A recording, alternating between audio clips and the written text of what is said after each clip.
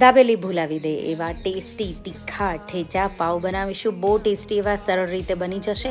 એના માટે મોળા લીલા મરચાં લેશું અને આપણે એને ચોપ કરી આ રીતે રેડી કરી લઈશું. લસણને પણ ચોપ કરી લઈશું.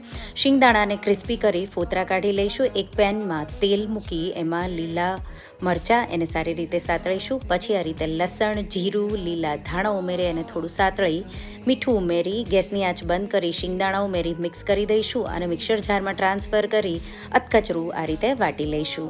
હવે આપણે બટેટા 2 થી 3 ખમણી લઈશું. એમાં ઠેચા સ્વાદ પ્રમાણે, પછી કેપ્સિકમ, ડુંગળી, ટમેટાં, ચીઝ થોડું, મીઠું, લીલા ધાણા, ચીલી ફ્લેક્સ ઉમેરી આવો સ્ટફિંગ મસાલો રેડી કરી લઈશું.